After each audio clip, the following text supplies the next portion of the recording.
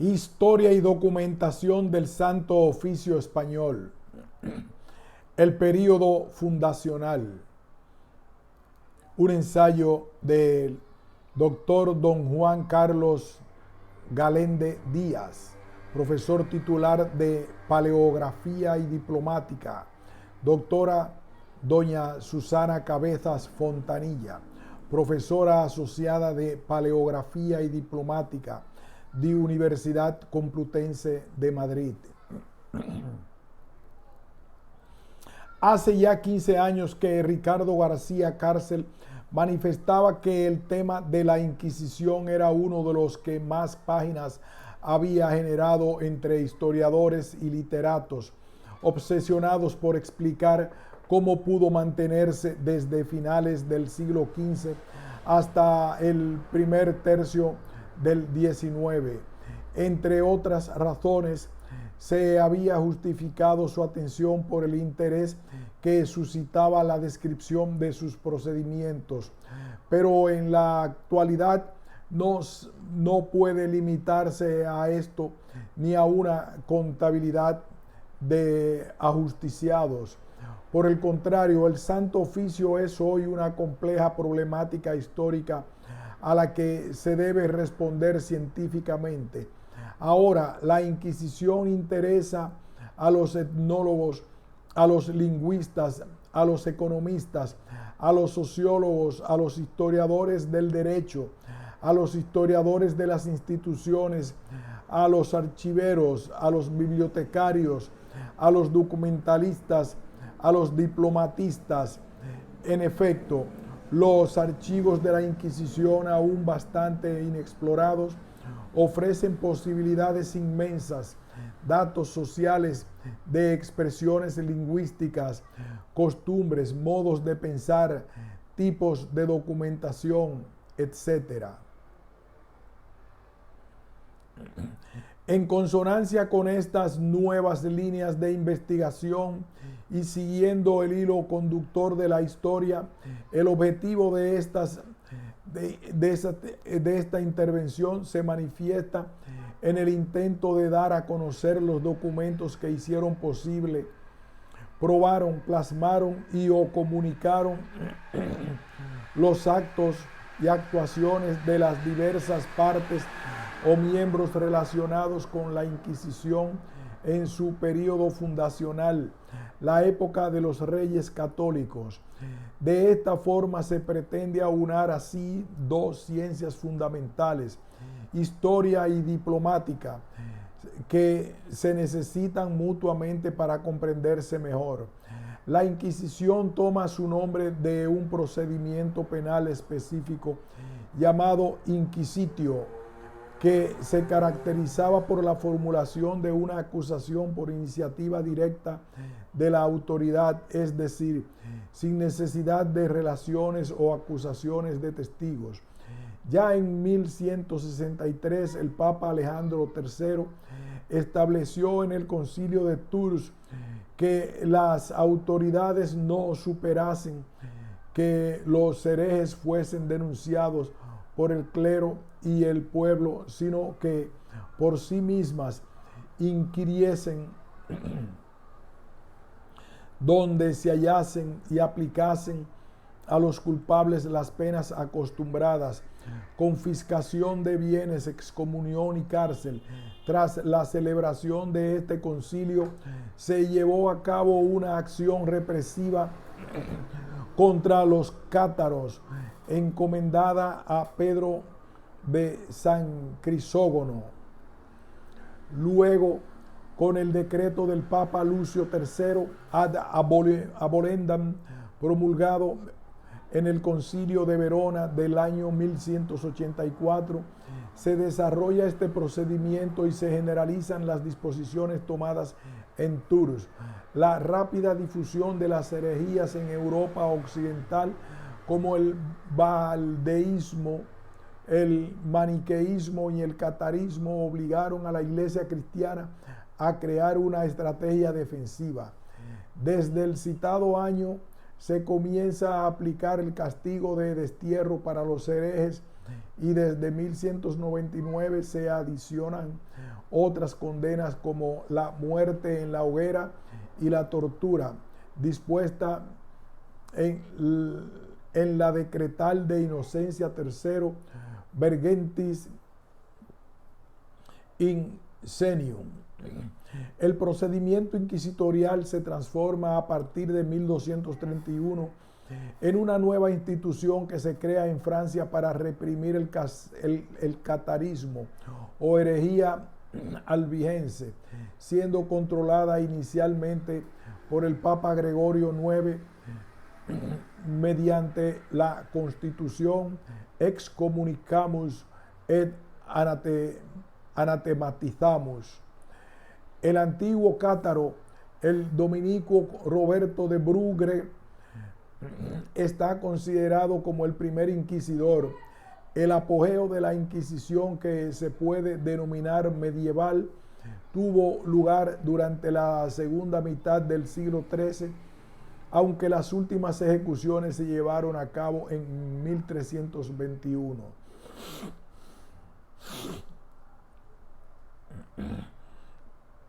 Además de introducirse en territorio francés, la penetración de la herejía cátara en Italia supuso también la incorporación de inquisidores en Lombardía, en donde el inquisidor Pedro de Verona fue asesinado en 1252 y canonizado al año siguiente con el nombre de San Pedro Mártir por el Papa Inocencio IV.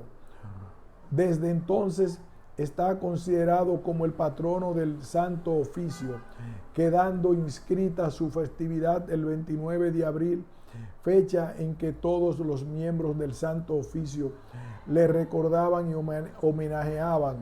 Incluso la hermandad o cofradía inquisitorial que conformaban recibía el nombre de este dominico mártir. A lo largo del siglo XIV existen tribunales inquisitoriales también en Polonia, Alemania, Bosnia, Bohemia y Portugal. Del mismo modo, poco a poco se multiplica la burocracia inquisitorial y se editan tratados procesales del Santo Oficio como los de Raimundo Peñafort, Bernardo Guy y Nicolás Eymerich, en los que la Inquisición aparece como escudo y defensa de la fe cristiana. También se fueron ampliando las categorías delictivas y además de juzgar en casos de herejías, se hizo en blasfemia, bigamia y brujería. En la Corona de Aragón la Inquisición venía funcionando casi desde sus inicios. Tanto el Sínodo de Tarragona como el consiguiente edicto de Jaime I, ambos de 1233, concedido a petición del Papa Gregorio IX, sentaban las bases de la Inquisición en esta corona. Su organización quedaba establecida bajo la jurisdicción de los obispos y el dominio casi exclusivo de los dominicos, cuyo provincial nombraba a los inquisidores. Con la monarquía de los reyes católicos y la unión de la corona castellana y aragonesa, se produce un cambio radical en la situación. Deseosos de recibir la legitimación eclesiástica que su pretendido poder absoluto requería y conscientes de la problemática religioso-social que planteaba la cuestión judeoconversa, los monarcas exhortaron al Papa Sixto IV para que dotara de una inquisición a la corona de Castilla.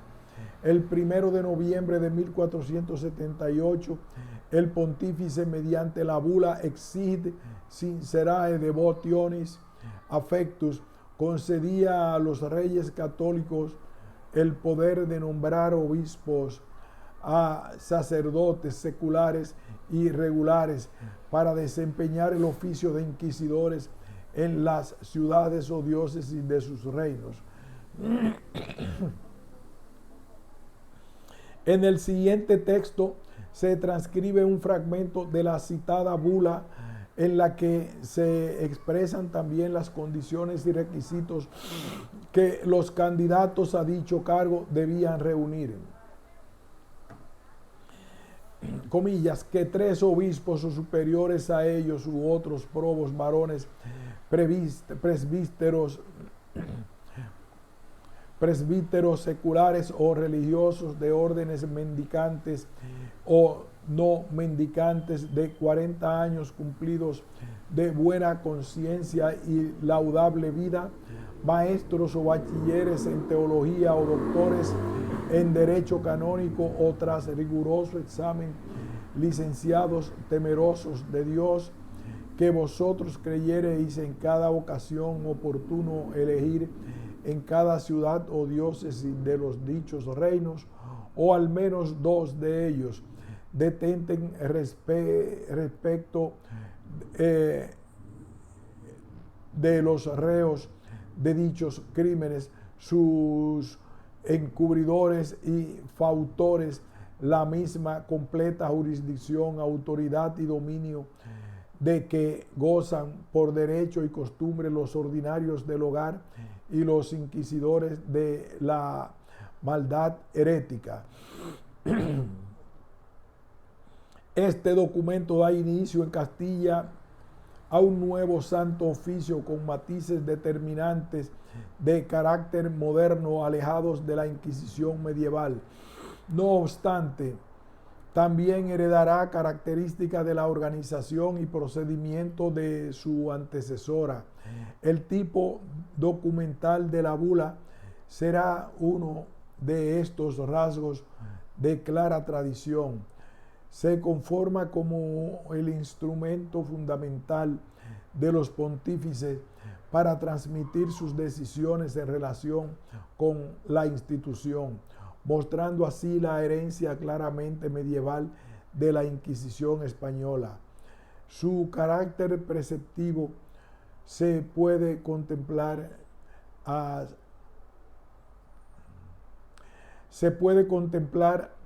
simple vista en cualquiera de ellas, como también la profusión de detalles y reflexiones del autor en torno al dispositivo.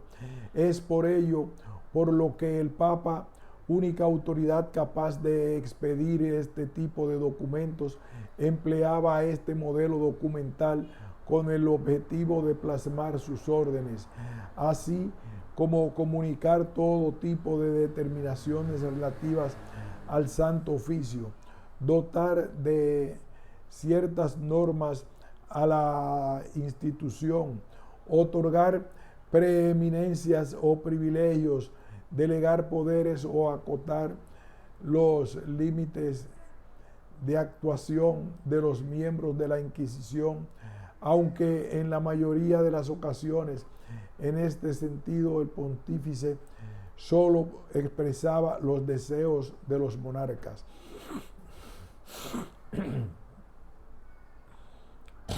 A su vez, las bulas también fueron empleadas con el fin de expresar los nombramientos de los inquisidores generales, una de las pocas preeminencias que en teoría consiguió reservarse el pontífice, aunque en la práctica, al igual que en el resto del caso anterior, su designación estaba en manos de los monarcas, concedida posteriormente también a Fernando el Católico en 1482 para el territorio comprendido en la Corona de Aragón. El siguiente texto manifiesta el contenido fundamental de una de estas bulas.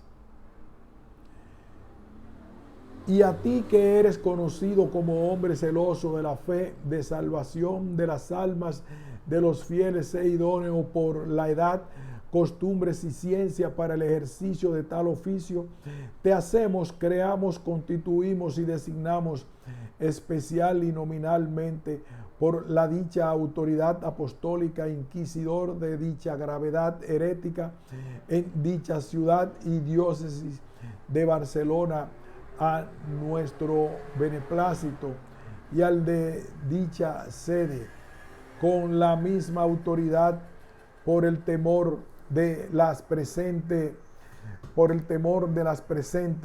te concedemos plena y libre facultad, potestad y también autoridad de hacer, mandar, ordenar y ejecutar por ti o por otro u otros a los que decidieres encomendar para ello tu lugar, todas y cada una de las cosas que por derecho o costumbre en cualquier modo corresponden al libre ejercicio de tal oficio de la Inquisición.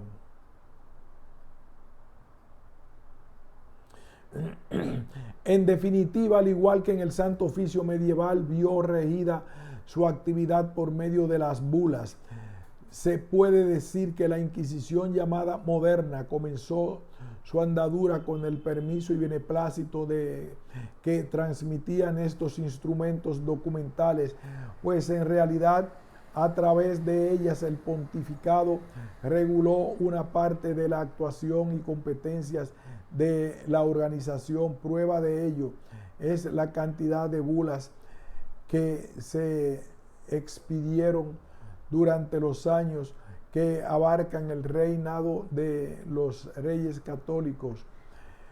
En total, 85 bulas, desde 1478 hasta 1516, fecha del óbito de Fernando el Católico. Con el objeto de intentar reunir estos documentos cuyo conocimiento se presenta como esencial para el funcionamiento de la propia institución y debido a la gran importancia del contenido de las mismas, se ha pretendido en diversas ocasiones y a lo largo del tiempo la elaboración de varias recopilaciones. La primera data del siglo XVI, encargada por el propio inquisidor general Fernando Valdés.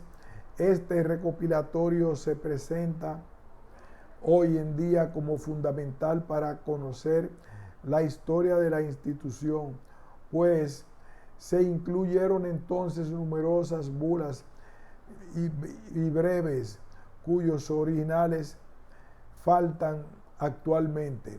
La última recopilación data de 1998, en la que el citado Gonzalo Martínez compila las bulas y breves papales expedidos durante la Inquisición medieval hasta la muerte de Fernando V, cada una de ellas con su correspondiente traducción al castellano. En poco tiempo los monarcas Isabel y Fernando lograron concentrar para sí la capacidad de elección de inquisidores y el control de los recursos de la Inquisición, junto con el poder de decisión sobre pleitos jurisdiccionales, convirtiendo de esta manera al Santo Oficio en uno de los poderes del Estado que ya empezaban a disfrutar del apoyo real. El empleo de la Inquisición como instrumento político por parte de la monarquía, sobre todo en los siglos XVI y XVII, fue indiscutible. Sin embargo, a través de las bulas, el pontífice aseguró su posición como depositario de la legitimidad final del Santo Oficio, reivindicando así la base espiritual de su poder. El traspaso del poder desde la sede pontificia a la real y la incorporación de la institución al mundo estatal tuvieron que repercutir obligatoriamente en la documentación expedida en relación al Santo Oficio. Así, los reyes católicos solían comunicar sus preceptos y órdenes a sus oficiales por medio de la escrituración de cédulas reales, entre otros documentos las cuales se caracterizan por su concisión gráfica y textual. En 1510 el rey Fernando el Católico, por poner un ejemplo, empleó este tipo documental a la hora de advertir a los receptores de las inquisiciones que nunca concediesen permiso o ayudas pecuniarias sin haber pagado antes los correspondientes sueldos, cada uno de sus correspondientes sueldos a cada uno de los miembros. Debido a su enorme importancia, se puede asegurar que la serie de cédulas reales conservadas en el AHN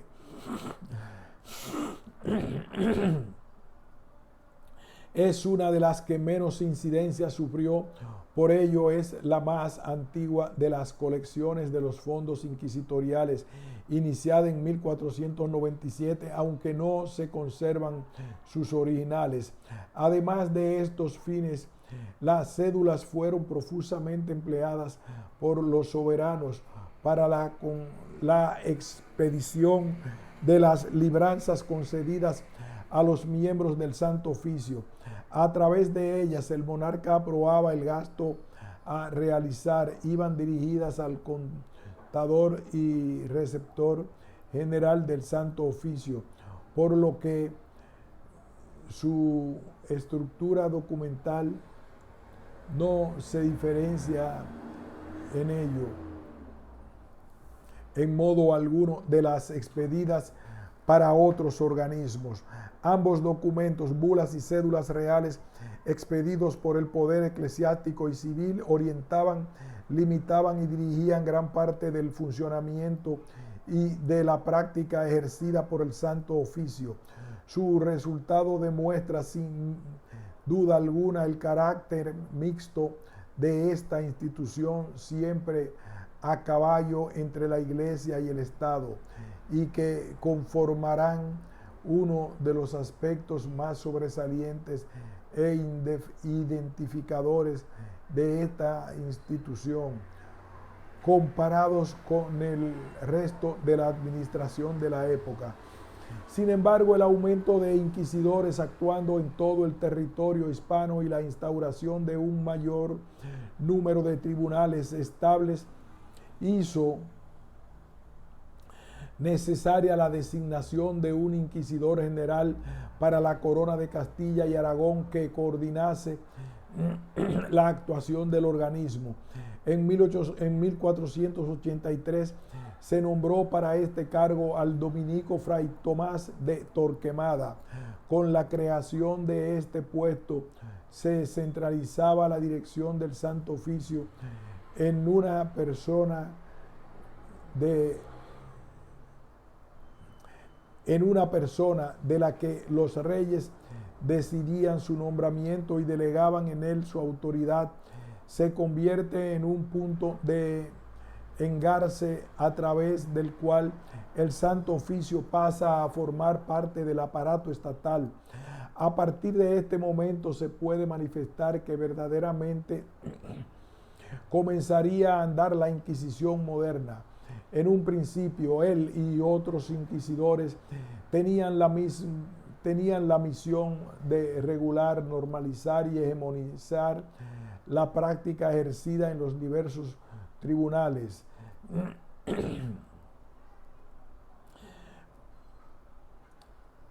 En un principio, él y otros inquisidores tenían la misión de regular, normalizar y homogeneizar la práctica ejercida en los diversos tribunales inquisitoriales. Con este objetivo, en diversas ocasiones, un número variable de inquisidores y letrados se reunieron en juntas en las que debatían la idoneidad y acierto de las resoluciones tomadas, o bien, si se exponían casos futuribles, las posibles soluciones a adoptar. Asimismo, procuraban dar respuesta a una multitud de preguntas o dudas sobre el procedimiento suscitadas durante el poco tiempo que llevaban ejerciendo los tribunales. Una vez aprobados todos los puntos expuestos en la reunión, las resoluciones se plasmaban por escrito en forma de capítulos o artículos. Cada uno trataba de temas diferentes, abarcando una parte de la actuación de los tribunales, desde cómo se debía anunciar en cada pueblo el establecimiento de la Inquisición, pasando por la mecánica de las confiscaciones de bienes,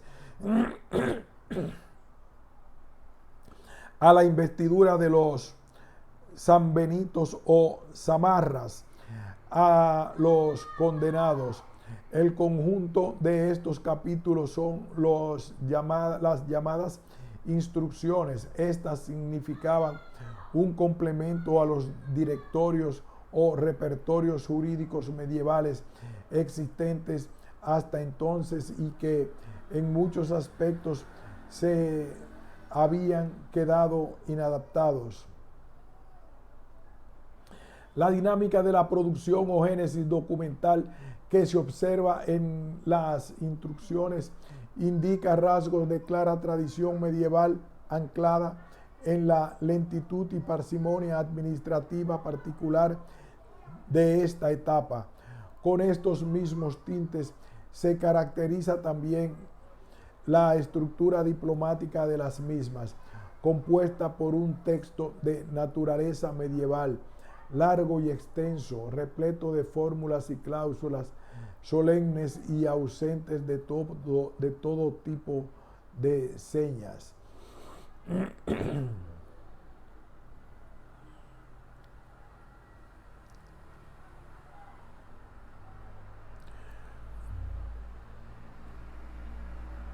Con estos mismos tintes se caracteriza también la estructura diplomática de las mismas, compuesta por un texto de naturaleza medieval largo y extenso, repleto de fórmulas y cláusulas solemnes y ausentes de todo tipo de señas administrativas. De esta manera, la intitulación profusa en títulos y cargos se desarrolla durante numerosas líneas, al igual que la dirección. En las instrucciones, la data suele expresarse en diferentes cómputos, fórmula típica de los documentos solemnes y de la Edad Media. Durante los 15 años de gobierno del inquisidor general Tomás de Torquemada, se promulgaron 4 instrucciones. En 1500, el inquisidor general Fray Diego de Esa publicará también otro suplemento. Entre estas y las últimas elaboradas por Fernando Valdés, 60 años más tarde, no se volverá a escribir ninguna instrucción nueva. La expedición de este tipo documental cayó en desuso a principios del siglo XVI para desaparecer por completo a mediados de esta misma centuria.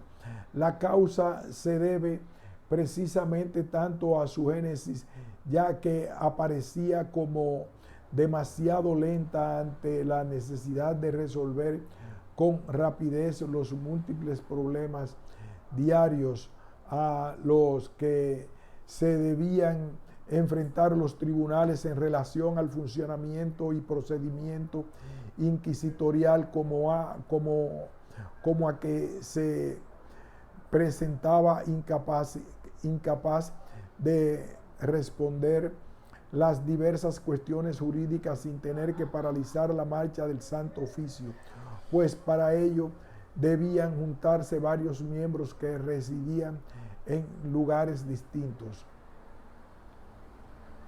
La citada congregación, que en un principio únicamente se reunía durante determinados periodos de tiempo con el fin de coordinar las directrices de la institución, se transformó poco después, en torno a 1488, en un órgano permanente llamado Consejo de la Suprema Inquisición. Estaba compuesto por un número variable de consejeros, aunque la cita habitual era entre 6 y 10 y presidido por el inquisidor general. Los consejeros eran nombrados directamente por el monarca de una terna que propuesta por el inquisidor general, pero en sus currícula se advierte una larga trayectoria de servicio del Santo Oficio.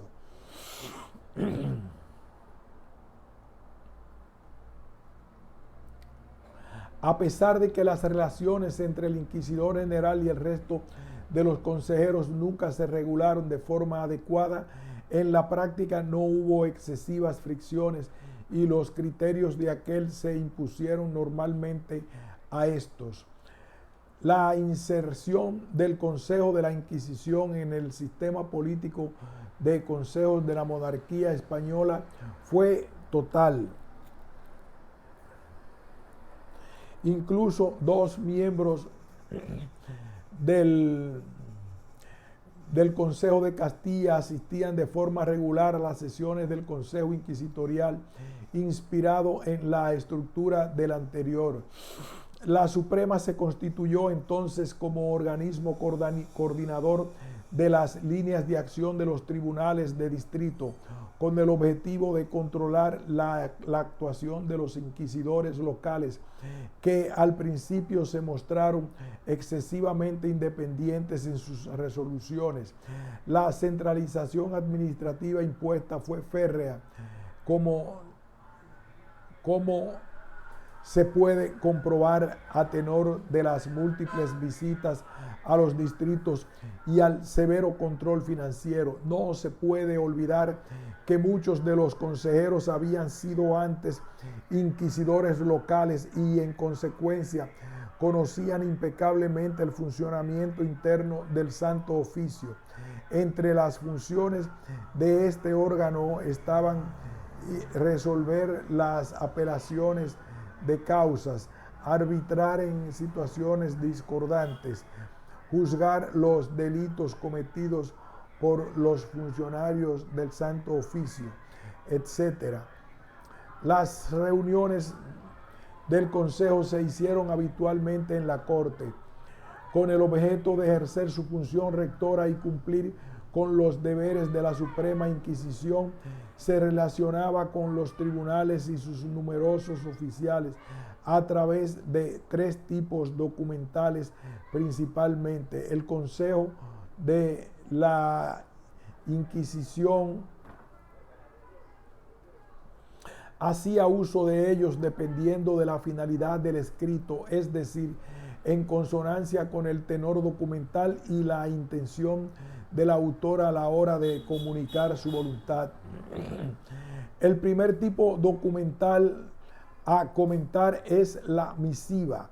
Destaca por la relevancia de su contenido debido a la trascendencia que tienen para la investigación histórica y su heterogeneidad, así como también resaltan por su cantidad, pues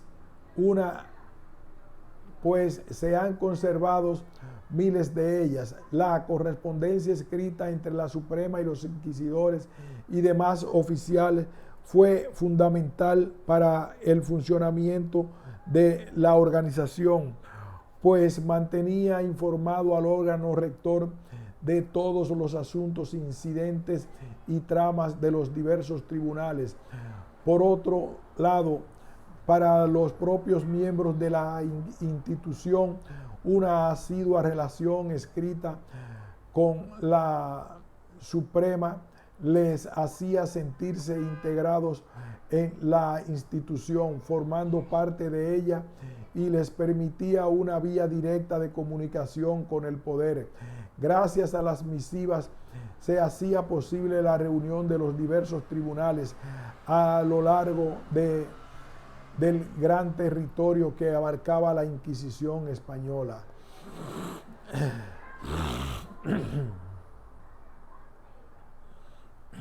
En estas cartas se expresa información muy dispar relativa a cada uno de los tribunales, desde la situación económica de las arcas hasta la del estado de todos los juicios.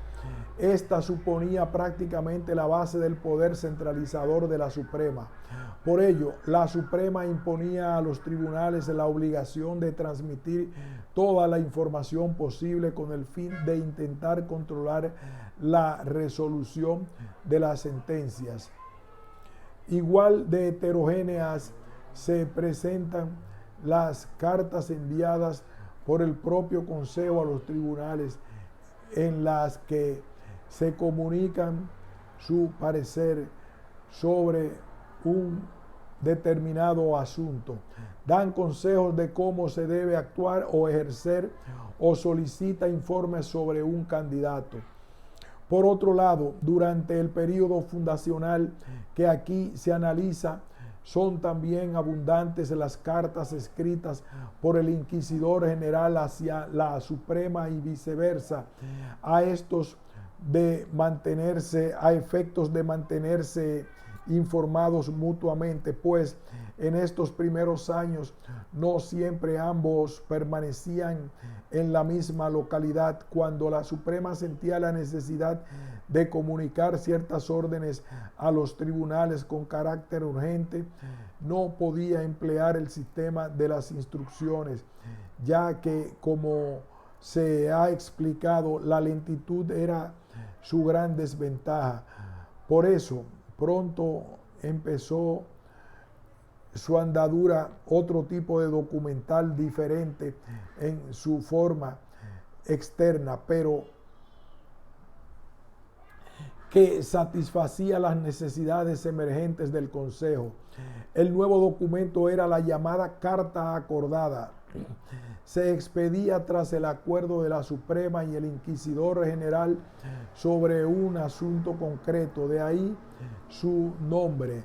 La resolución tomada solía afectar a la práctica de todos los tribunales, y donde ello se expedían con igual tenor tantas como tribunales a modo de ejemplares múltiples. Las cartas acordadas significaron desde el principio un instrumento fundamental para el funcionamiento del organismo, ya que mediante ellas el Consejo comunicaba rápidamente a los tribunales toda clase de órdenes que debían ser cumplidas. De hecho, este tipo documental se convirtió en el instrumento más eficaz contra la herejía escrita, puesto que fue frecuentemente empleado para informar a los inquisidores y comisarios de los libros prohibidos que diariamente salían al mercado y que éstos debían retirar. Su contenido debía asimismo permanecer reservado, pues solo podría ser leído por miembros de la institución. De ahí que el historiador Gustav Henningsen las clasifique como legislación secreta. Se caracterizaban por su rápida expedición, facultad imitada por las misivas, así como por su carácter preceptivo, del que, por el contrario, las cartas carecían y adoptaban de las provisiones. La estructura diplomática de las cartas acordadas fue conformándose paulatinamente, pues en realidad hasta la segunda mitad del siglo XVI no terminó de configurarse. Posteriormente siguieron modificándose para adaptarse a las nuevas circunstancias administrativas típicas de la edad moderna.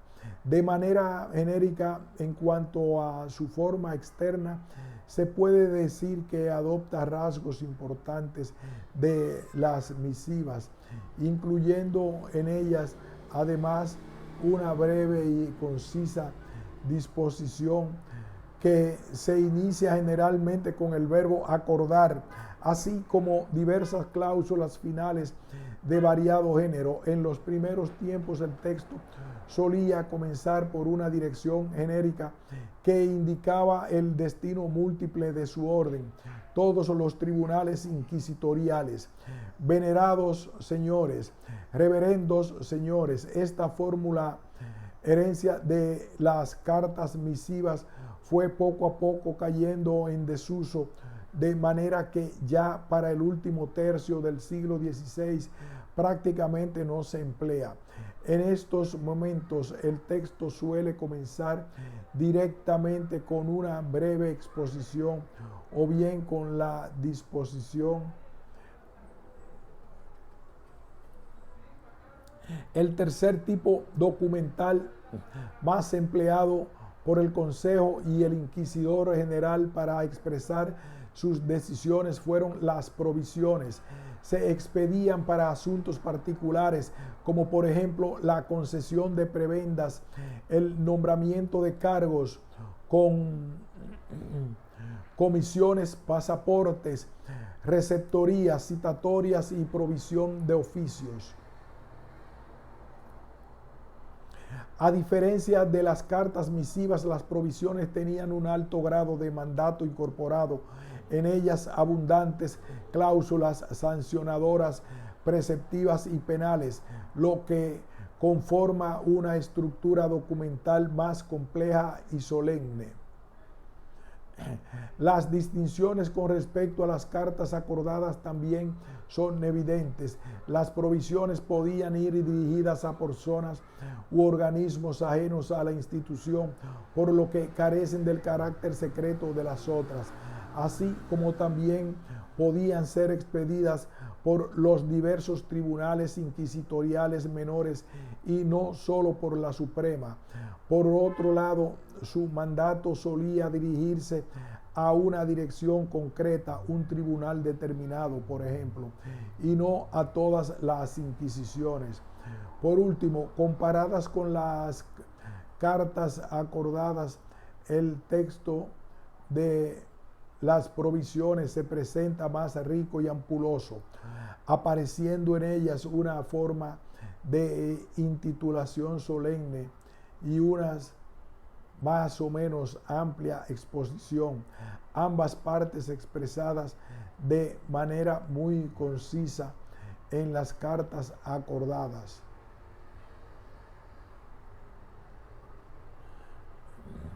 En resumen, estos son los tipos documentales principales expedidos por o en relación con la Inquisición, cuyo conjunto podría denominarse documentación institucional en tanto en cuanto ésta hace mención al modo de gobierno, reglamentación de las actuaciones y comportamientos de sus miembros, normativa a seguir por los tribunales en materia hacendística y causas procesales, etc.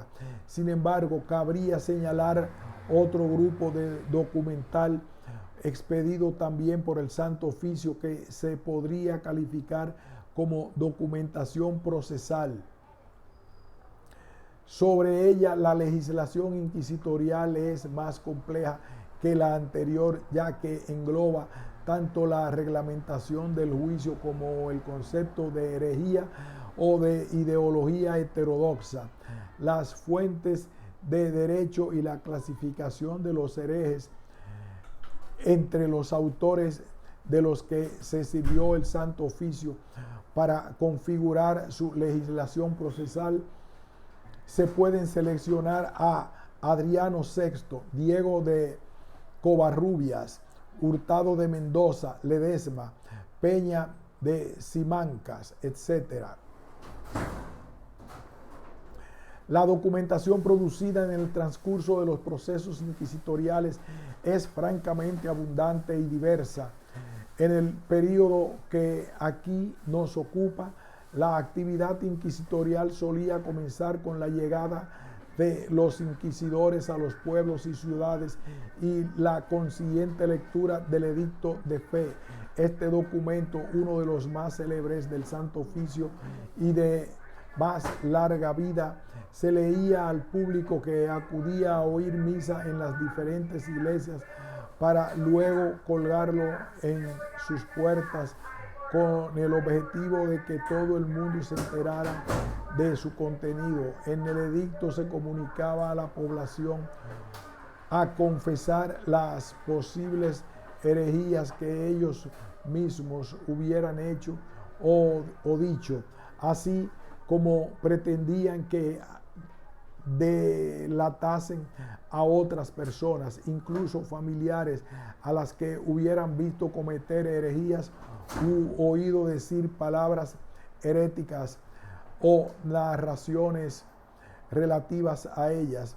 En un principio, hasta el 1500, este edicto recibía el nombre de Edicto de Gracia, pues a las personas que acudían tras su lectura dispuesta a la confesión se les reducía la pena por el delito. Posteriormente, este periodo de gracia desapareció y se convirtió en el citado Edicto de Fe.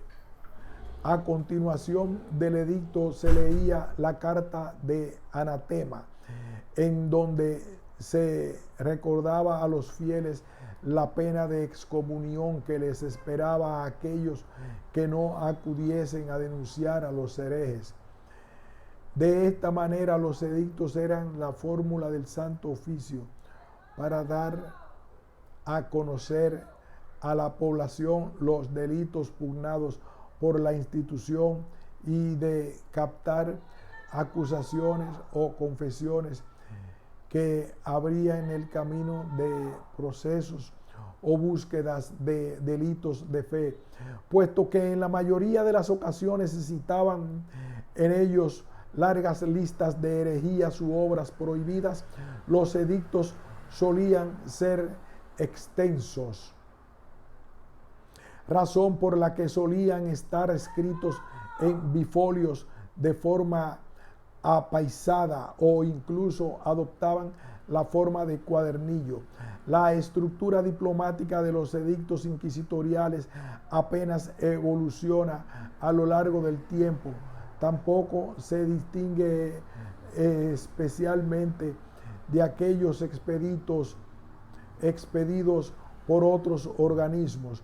En todos ellos destaca la dirección genérica como la más habitual, así como las cláusulas de emplazamiento en las que se establecía un plazo de tiempo para obedecer la disposición, cláusulas penales por las que se intentaba persuadir a su cumplimiento y cláusulas de pregón, a través de las cuales se obligaba a los secretarios a leerlos en voz alta y colocar los documentos de forma visible para su conocimiento general.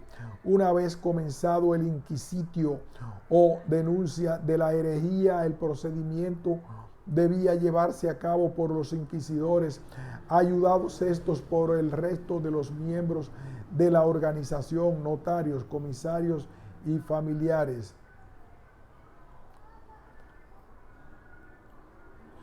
Su actuación se realizaba siempre respetando las normas establecidas previa y firmemente por los decretales, las instrucciones y las cartas acordadas.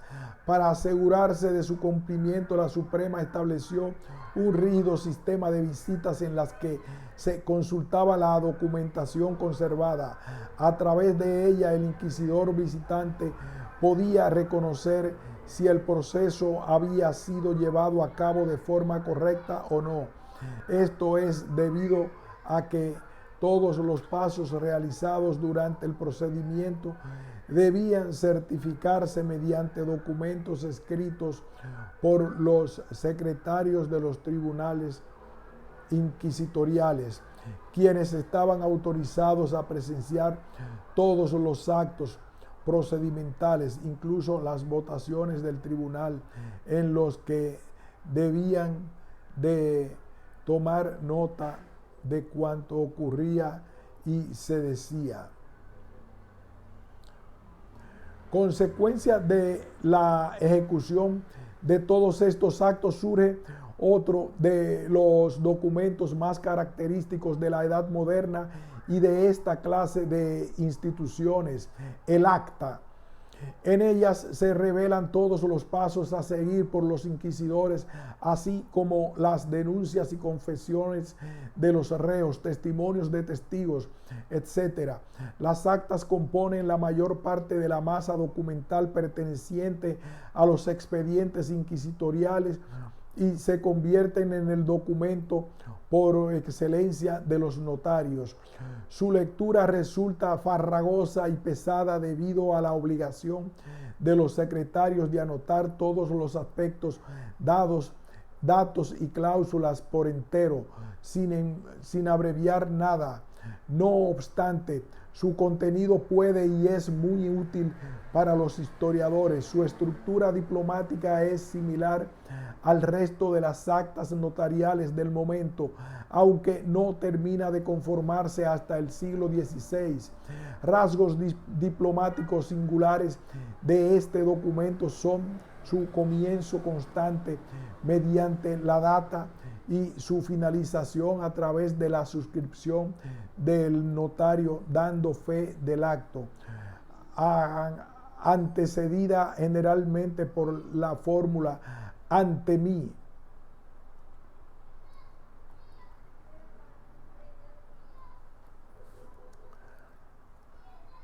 Por último, en este sencillo abanico de ejemplos documentales expedidos durante el procedimiento inquisitorial, cabría destacar la escrituración de la resolución final por la que el reo es condenado o absuelto. Esta se lleva a cabo por medio de la sentencia. En consecuencia, reproduce por escrito la votación y posterior resolución de un pleito. Si éste no se escriturara, el acto sería declarado nulo. La sentencia debía ser votada de forma mayoritaria. Todos los inquisidores y asistentes estaban obligados a firmar el documento, aunque algunos de ellos estuvieran en desacuerdo con la condena establecida, sin añadir información alguna sobre esta discrepancia. Evidentemente, los tipos de sentencias son muy numerosos en cuanto a su contenido interno, aunque lo cierto es que su estructura formal apenas varió a lo largo de los siglos, diferenciándose a sí mismo en muy poco de las sentencias expedidas por las audiencias y además organismos de la época. El funcionamiento eficaz de la Inquisición dependía en gran parte de esta producción de documentos y de su capacidad para ordenarlos y conservarlos de una manera adecuada. Por ello, los funcionarios inquisitoriales ponían extremo cuidado en anotar todos los detalles referentes al desarrollo de la actividad inquisitorial, tanto los momentos trascendentales como las prácticas rutinarias de la actividad cotidiana. Ese es uno de los motivos que han permitido reconstruir la historia de esta institución. Desde los primeros momentos, con la finalidad de conservar sus documentos, se crearon archivos consistentes al principio en algunas arcas que se trasladaban junto con los inquisidores por toda la península. Así, en 1500 está documentado que el Consejo pagó el transporte de las 3 cajas del archivo desde Granada a Sevilla, y que en 1509 había en la sala donde el Consejo celebraba sus sesiones 5 arcas. Al poco tiempo, cuando los tribunales fueron estableciéndose de forma permanente, estos arcones fueron sustituyéndose por una habitación donde se guardaba la documentación relativa al Santo Oficio. También disponían de una pequeña biblioteca para la consulta urgente, en la que tenían depositadas obras tales como el decreto de Graciano, las decretales de Gregorio IX, el sexto de las decretales, las clementinas pragmáticas del reino con las leyes de Toro, los tratados inquisitoriales publicados con anterioridad y los memoriales que sistematizaban, entre otros documentos, las cédulas reales, los decretos y las cartas acordadas de los inquisidores y del consejo. A modo de valoración final, hay que recalcar que el Santo Oficio fue un gran productor de documentación a lo largo de su existencia, tanto su desarrollo burocrático y el ámbito territorial de su actuación como la gran variedad de temas y problemas a los que se hizo frente, la convirtieron en esta máquina de producción de papeles que hoy son valiosos documentos históricos.